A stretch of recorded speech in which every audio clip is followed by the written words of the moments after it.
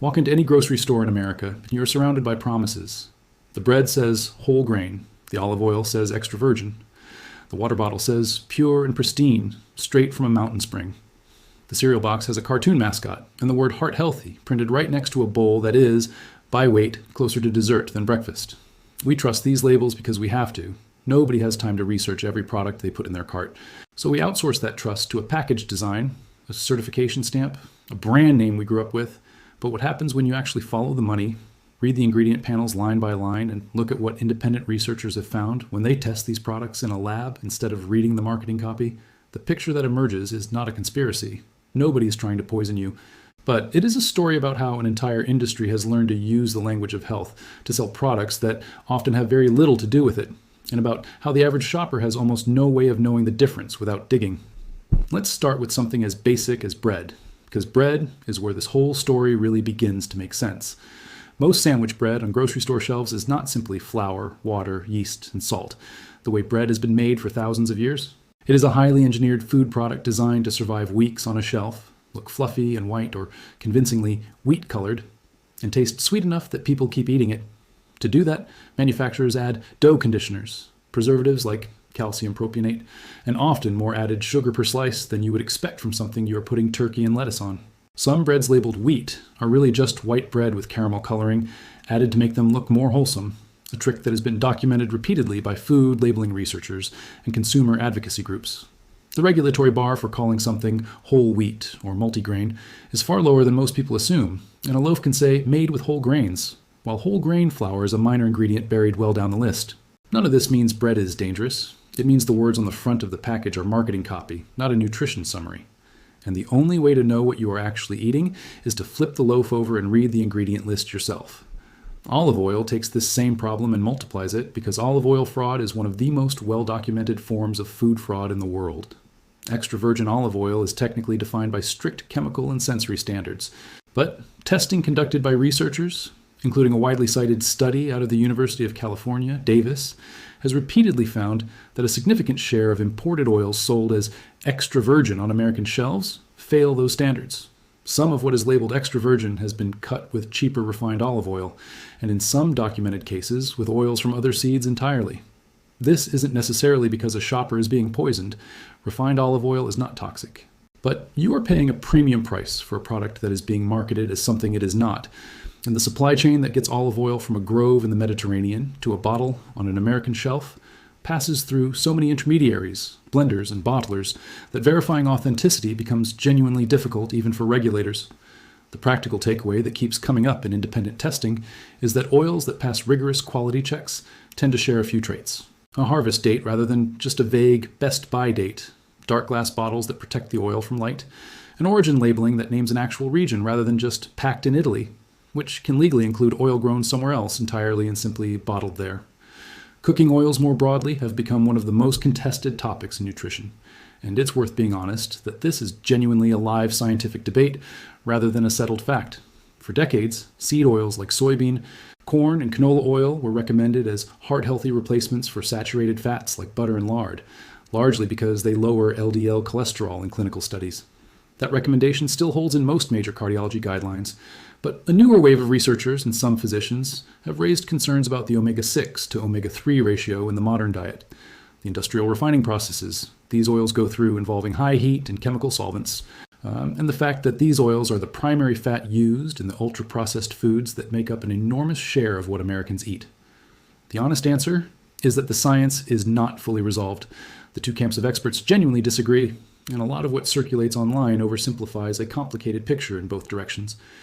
What is not in dispute is that these oils are heavily used because they are cheap and shelf-stable, not primarily because of a grand health strategy, and that the sheer volume of fried and processed food in the average diet matters more than which specific oil it was fried in. Bottled water deserves its own reckoning because it might be the single best example of marketing outperforming substance. Independent testing organizations and academic researchers, including a well-publicized study out of Columbia University, have found microplastic particles in the vast majority of bottled water brands tested, often at higher concentrations than in tap water. The plastic doesn't just come from the cap or the bottle sitting in a warehouse. Some of it appears to shed from the manufacturing process itself. On top of that, a large percentage of bottled water sold in the United States is not actually spring water pulled from some pristine aquifer.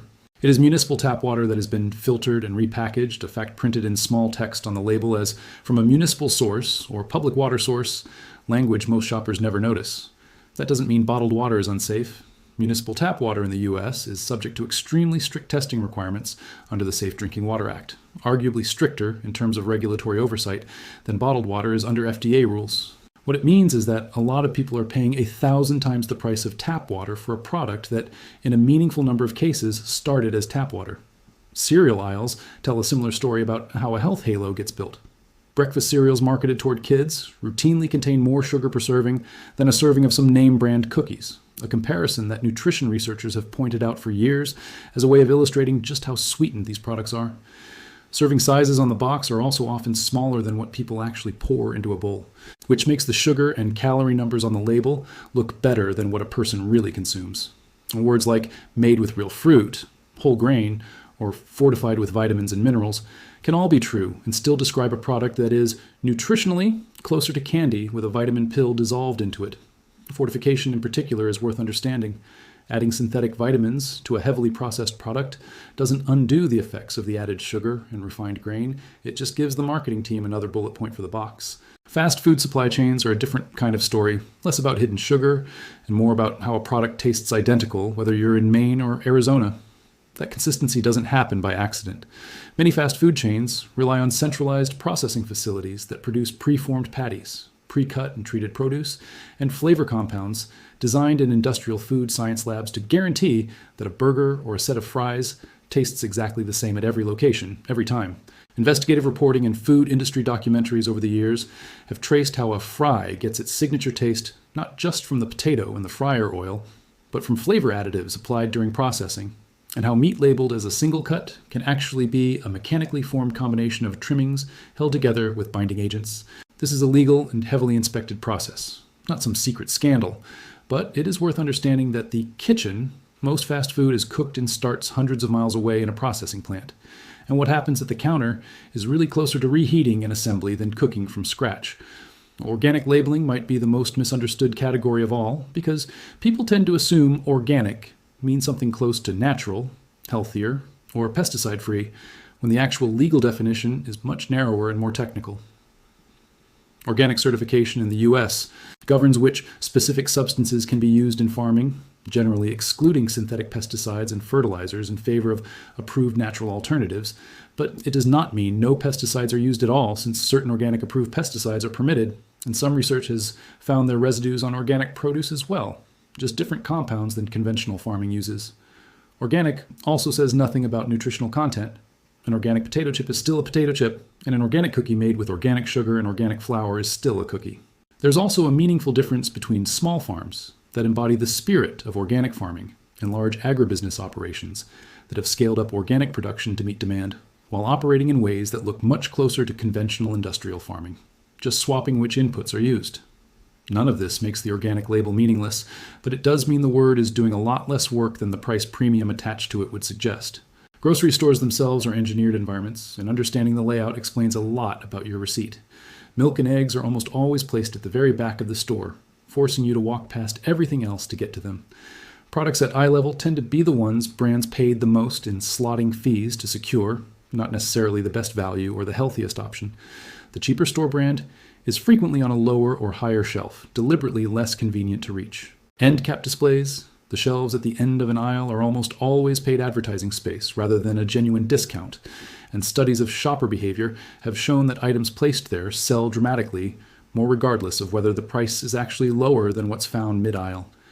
Even the music and the scent pumped through the air vents near the bakery section are chosen deliberately, because retail researchers have found that the smell of fresh bread and baked goods measurably increases impulse purchases throughout the store.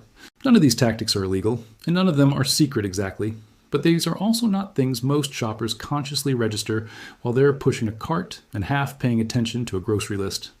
Protein powders round out this picture because they sit at the intersection of the supplement industry's light regulation and a health-conscious market willing to pay a premium for anything marketed as clean or pure. Unlike food and pharmaceuticals, dietary supplements in the US are not required to prove safety or accuracy of their label claims before hitting the shelf. The FDA only steps in after a problem is reported. Independent testing organizations, including the nonprofit Clean Label Project, have tested dozens of popular protein powders over the years and found measurable levels of heavy metals like lead, arsenic, cadmium, and mercury in a notable number of products, particularly plant-based powders, which tend to concentrate heavy metals from the soil the source crops were grown in more than whey-based powders do. The amounts found are typically below levels considered acutely dangerous in a single serving. But for people drinking a protein shake daily for years, researchers have raised legitimate questions about cumulative long-term exposure, especially since supplements aren't required to disclose these contaminant levels on the label at all. Third-party certification seals like NSF, Certified for Sport, or Informed Choice are the closest thing consumers have to an independent check, because they mean an outside lab actually tested the product against what's printed on the label, something the supplement industry itself is not required to do. Put all of this together, and a pattern starts to show up across every one of these categories. It is rarely about a single evil ingredient or company deliberately trying to hurt people.